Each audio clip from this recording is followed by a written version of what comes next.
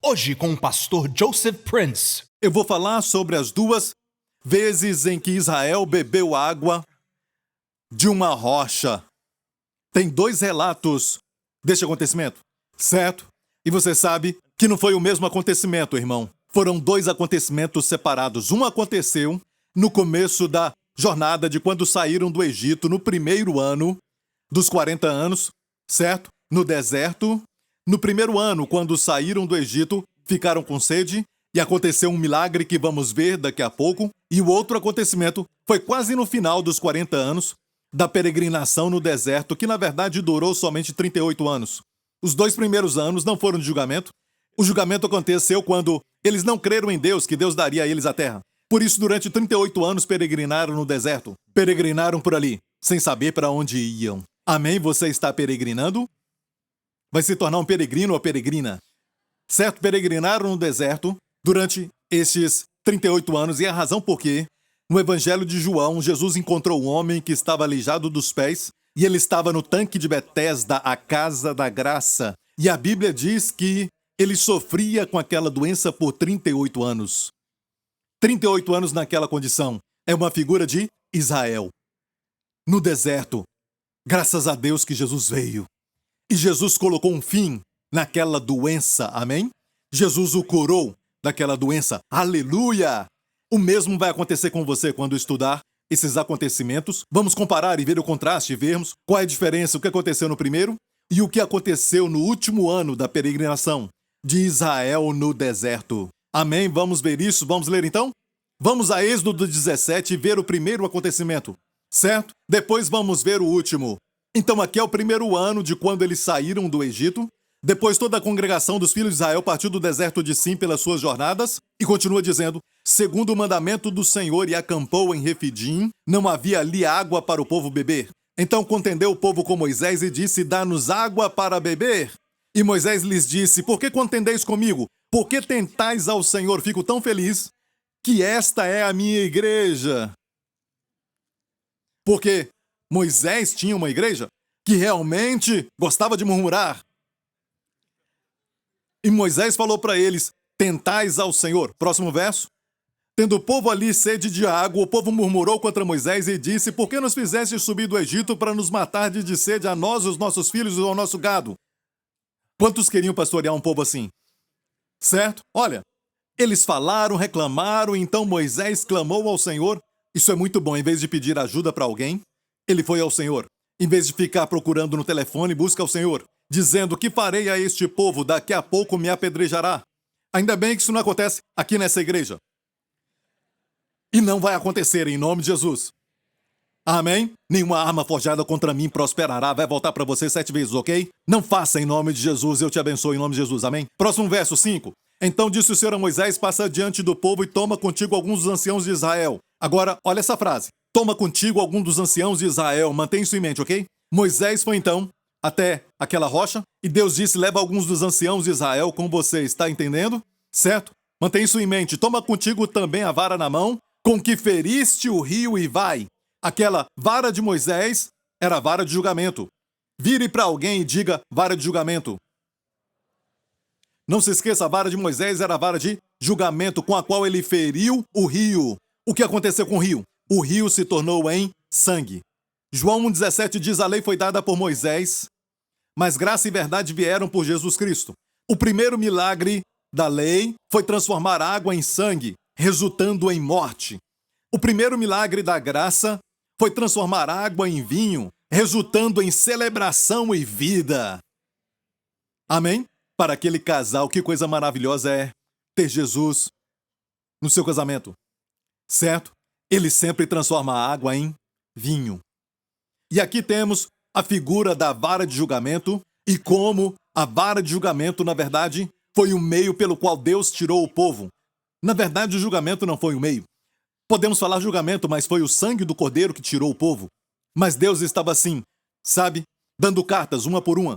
Sabe, cada carta fez com que Faraó endurecesse o seu coração.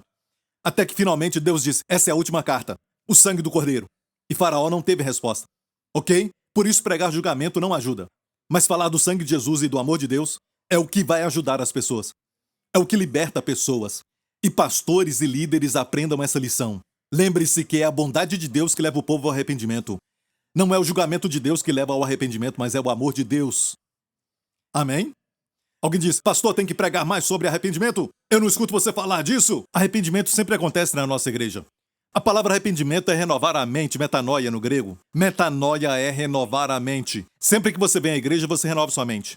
Sobre Deus, sobre você mesmo, sobre como você vê o mundo. Sabia disso? Arrependimento acontece o tempo todo.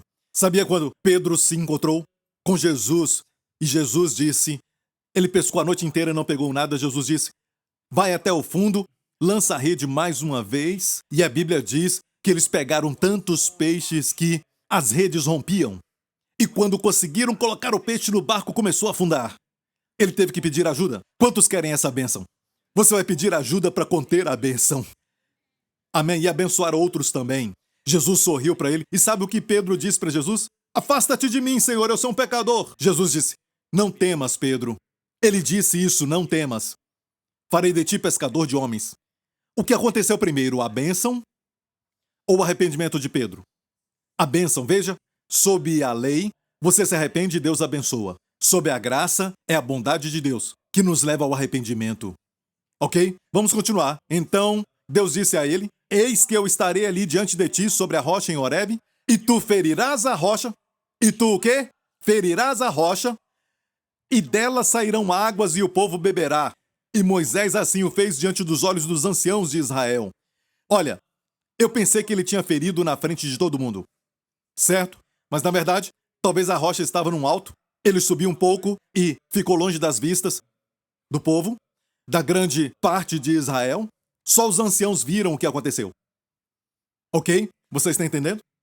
Ele feriu a rocha, mas olha essa frase. Eis que eu estarei ali diante de ti sobre a rocha em Horebe. Eu te falei na semana passada que, na Bíblia, você vê Jesus em todas as páginas. Ele está sempre escondido nas sombras. Ele é o tesouro, a pérola de grande valor. Ele é a coisa preciosa que quando você vê, igreja, lembre-se disso, quando você está sempre buscando a Jesus, você também se torna uma pérola de grande valor. E o tesouro também é você.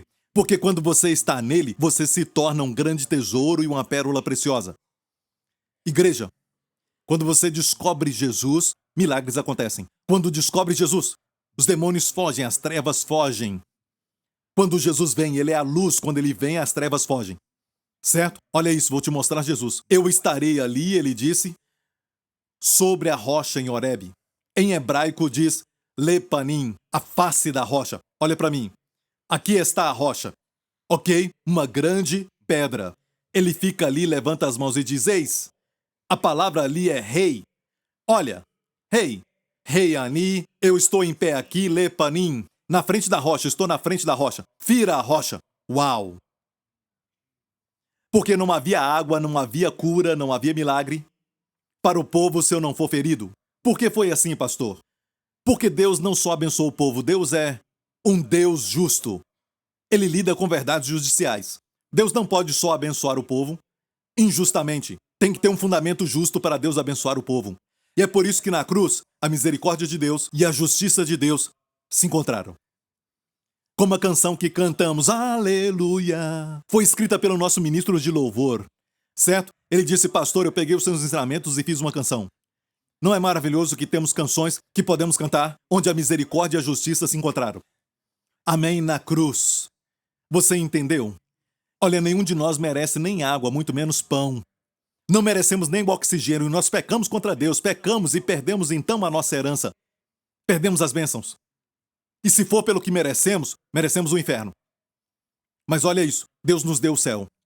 Deus nos deu vida, Deus nos deu água, Deus nos deu pão, Deus nos dá bênçãos. Mas custou um alto preço. Alguém pagou pelos nossos pecados. E por isso o Senhor disse, eu estarei ali, na frente da rocha. Fira a rocha, e a água vai fluir. É uma figura da cruz.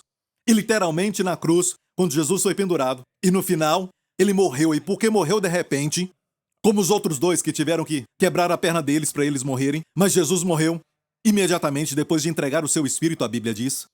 E o soldado romano que queria confirmar isso, ele já tinha feito muitas crucificações, ele sabia, certo? E para confirmar, ele furou o seu lado, o lado de Jesus, certo? Com uma lança. E dali saiu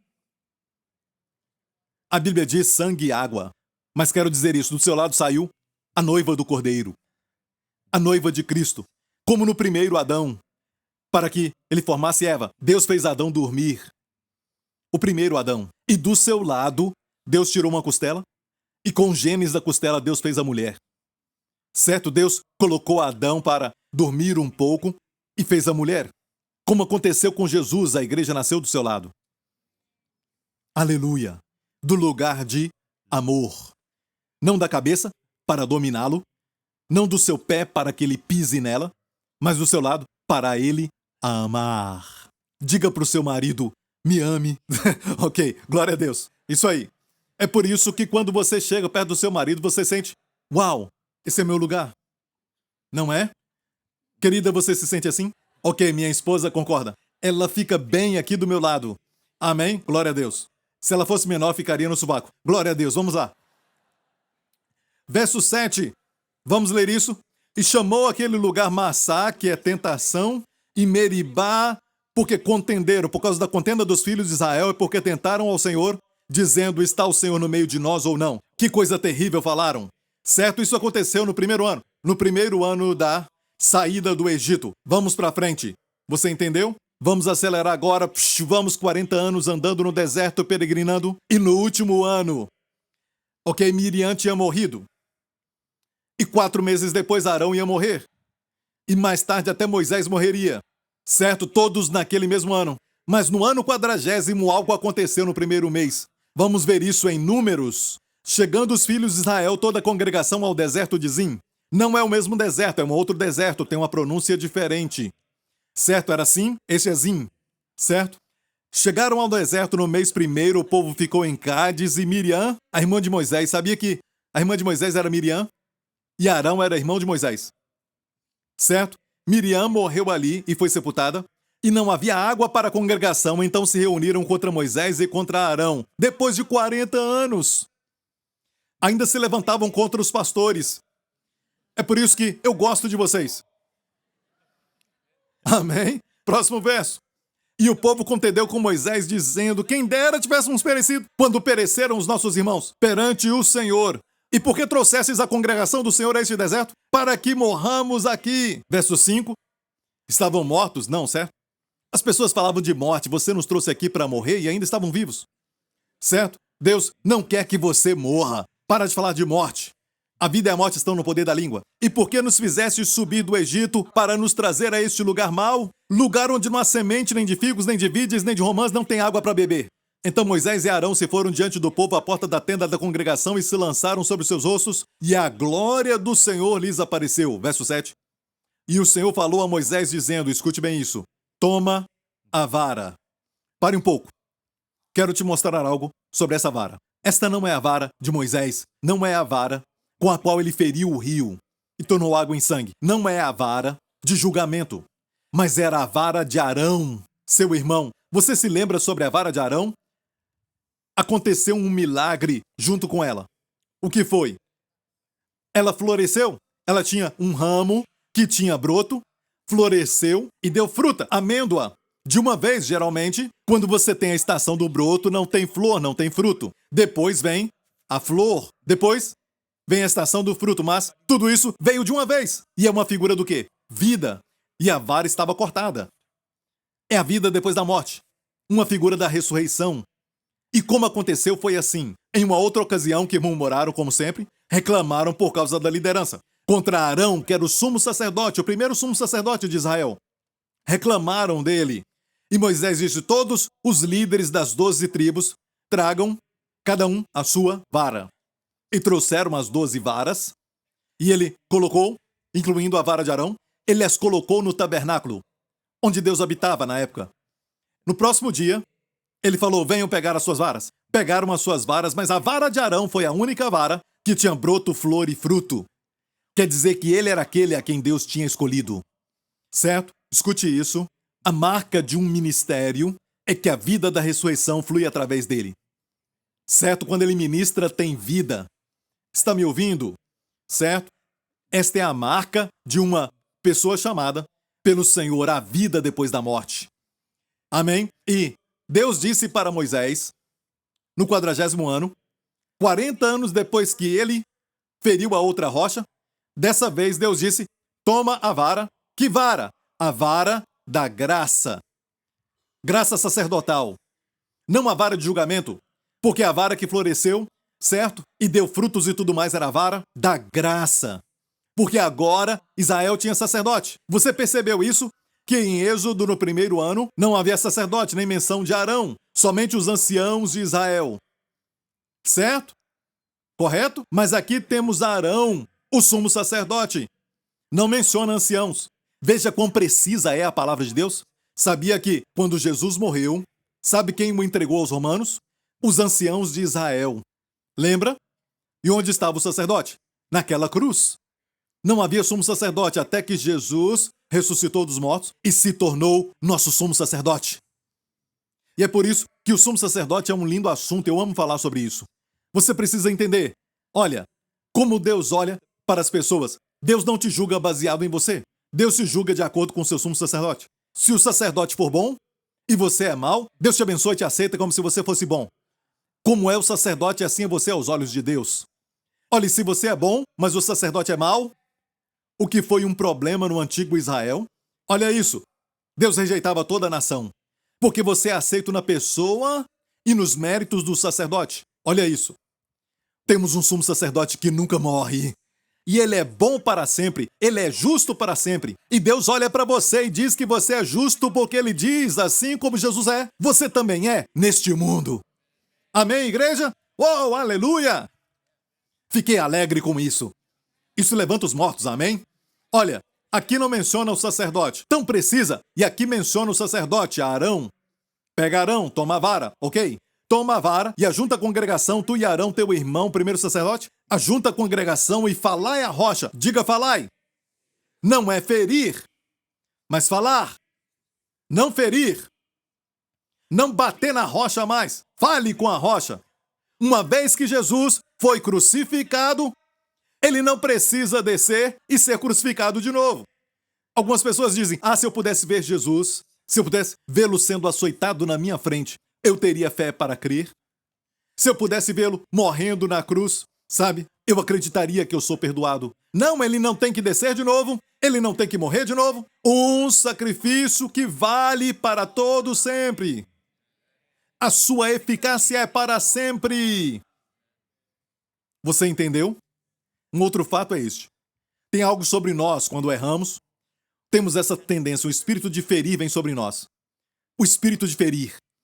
Você quer ferir pessoas, sabe? Se alguma coisa sai errada, ele não deu sinal. Agora eu vou dirigir na frente dele e frear bem forte. O espírito de ferir aquele motorista vem. Sabe, você às vezes deseja bater em alguém, às vezes bater na esposa ou bate nos seus filhos, e eu não falo só fisicamente porque um dos maiores abusos é o verbal. É ferir com a língua. E pelas suas feridas você acha que é curado.